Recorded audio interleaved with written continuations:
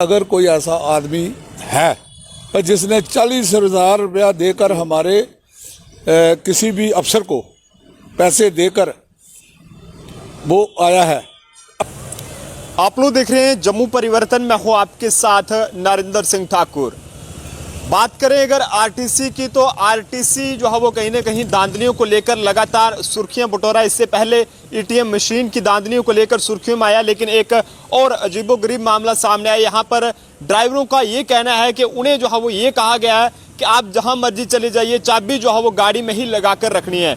इन सब पे हमारे साथ बातचीत करने के लिए आरटीसी से एक्स चेयरमैन हैं, इनसे जानेंगे। अमरीक सिंह जी हमारे साथ है, जो कि आरटीसी के एक्स चेयरमैन रह चुके हैं। इनसे जानने की कोशिश करेंगे कि आखिरकार आरटीसी जो है वो किस तरह का एक धांधली का अड्डा जो है बनकर रह गया है। अमरीक सिंह जी, सबसे पहले तो आपका स्वागत है। बहुत बहुत शुक्रिया आपके चैनल का भी कि जो आप वक्तन बेवक्तन हर मुद्दे की बात लोगों तक पहुंचाते हैं। बिल्कुल। अमरीक सिंह जी, आपसे जानना चाहेंगे, इस तरह से आरटीसी जिस तरह से पहले काम करता था, जिस तरह से पहले इनकी छवि थी, वो कहीं ना कहीं अब जो है वो ऐसी नहीं रही है। लगातार पहले जो है मशीनों को लेकर धांधली सामने आई और उसके बाद अब जो है वो एक नया मामला सामने आया। यहाँ पर एक ड्राइवर का ये कहना है कि उसकी बस जो है वो चोरी हो जाती है और जिसमें बस को छोड़ दिया जाता है, बाद में उससे जो है वो 207 लीटर जो है वो डीजल चोरी कर लिया जाता है। और बाद में उनका ये भी कहना था कि हमें जो है वो आरटीसी का ये आर्डर है कि आपको चाबी जो है वो गाड़ी में लगा कर ही जाना है। देखिए जी, बात ऐसी है कि जो प्रश्न आपने 3-4 इकट्ठे ही किए हैं, बिल्कुल बिल्कुल, तो हमें भी बड़ा एक दुख सा और अजीबो गरीब सा लगता है कि गाड़ी यार्ड से चोरी हो जानी, तेल निकल जाना, गाड़ी के बीच में चाबी रखना, या एसआरटीसी में करप्शन का कोई साधन बना हुआ टिकट को लेकर और मशीनों को लेकर, ये हमने पहली बार सुनने में आया। और जब हम सुनते हैं तो सुनने के बाद मेरा एक ये व्यू पॉइंट होता है कि जो बात हमने सुनी है उसकी गहराई तक मैं जाऊं, फिर कहीं प्रेस मीडिया के सामने उसका पक्ष रखें हम।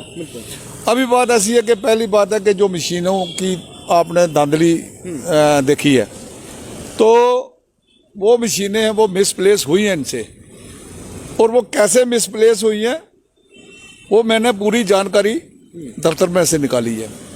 और दफ्तर से अचानक मशीनों का चला जाना, क्योंकि वहाँ पर जब भी गाड़ियाँ बाहर से आती हैं या हमारी और रूट पे जाती हैं तो कंडक्टरों का एक जमकड़ा इकट्ठा हो जाता है वहाँ पर। तो किसी को एक मशीन दे, किसी को दूसरे रूट की दे, किसी को तीसरे रूट की दो, तो उसी के बीच में किसी शैतान आदमी, और शैतान आदमी हर तरफ है, तो वो वहाँ से 2-3 मशीनें आगे पीछे हो गई हैं। लेकिन मुझे ये अफसोस से ये कहना पड़ता है कि जो लोग प्रेस मीडिया में ये कहते हैं कि हमने मशीनें पकड़वाई है, भाई पकड़वाई किसी ने नहीं है। मशीनें तो जो जिनकी वजह से गई हैं उन्होंने ही पकड़वाई हैं, क्योंकि जब एक रेवेन्यू का सिस्टम वहाँ पर बना हुआ है, वो लगातार रेवेन्यू के चक्कर में, ये सारे चक्कर के रेवेन्यू के चक्कर में ही वो मशीनें पकड़ी गई हैं। और जिन लोगों के हाथों से गई हैं, वो जिनकी वहाँ पर ऑन स्पॉट ड्यूटी थी, उन पर एक्शन भी कर दिया। वो दोनों लोग सस्पेंड भी हो गए। गफलतबाजी है ना भाई, अगर कहीं मशीन गैप हुई है तो वो गफलतबाजी है उनकी है ना, जो वहाँ पर इंचार्ज थे। अभी कि उनका कसूर बनता नहीं है, लेकिन फिर भी बनता है तो इन्होंने सस्पेंड किया उनको। तो मैं तो कहता हूँ कि उनको सस्पेंड जो इन्होंने किया है वो ठीक है, वो किया है। अब मैं तो यही अपील करूँगा यहाँ की जो एडमिनिस्ट्रेशन है कि भाई उन लोगों को आप जरा रहम कीजिए, कोई थोड़ी सी नौकरी रहती है उनकी। अमरीक सिंह जी, आप खुद एक्स चेयरमैन रहे हैं आरटीसी के, आपने कभी देखा है कि इस तरह का भी कोई आर्डर हो कि गाड़ी को चाबी लगाकर आप कहीं भी जा सकते हैं, लेकिन चाबी जो है वो गाड़ी को होनी चाहिए? देखिए ये मेरे को हंसी आती है ये बातें सुनकर। भाई गाड़ी में एक पर्सनली गाड़ी की चाबी जो गाड़ी में रहनी चाहिए, ऐसी बात नहीं है। ऐसा कोई लीगली आर्डर इनके पास नहीं होता, ना किसी अफसर का होता है, ना किसी यूनिट अफसर का होता है, ना ही किसी मैनेजर डायरेक्टर का ऐसा कोई आर्डर है। सिर्फ तो होता क्या है कि जब हमने कहीं छुट्टी जाना होता है तो अगर ऑन स्पॉट का ड्राइवर मिल जाए, तो हमने क्या करते थे कि जब हम थे, और आज भी चलता वही मसला है कि गाड़ी की टैंकी फुल करनी, फुल टैंकी भर के उस ड्राइवर के हवाले करनी, चाबी भी करनी और गाड़ी भी उसके हवाले करनी।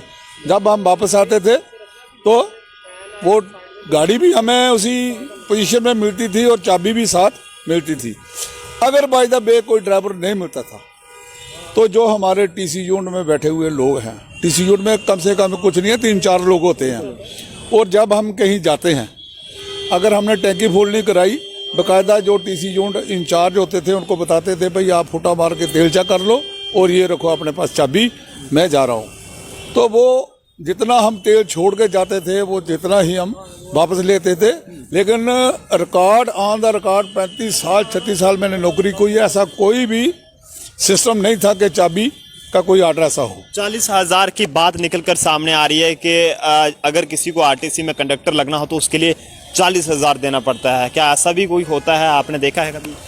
देखिए बात ऐसी है कि ये जो ऑन सोर्सेस सिस्टम है, मैंने आज से पहले एक इंटरव्यू में कहा था कि पहली बात के एसआरटीसी को बचाने के लिए आउटसोर्स की ज़रूरत ही नहीं थी, क्योंकि यहाँ पर डेली वेजर लोगों को लगाते जो जिम्मेवारी अपनी समझते। क्योंकि आज जो हम देख रहे हैं जितने भी इन्होंने आउटसोर्स लोग लाए हैं, बीच में अच्छे भी हैं तो बीच में बुरे भी होते हैं, लेकिन एसआरटीसी के लिए वो बहुत ही एक खतरनाक दौर है ये जो इन्होंने लगाया है।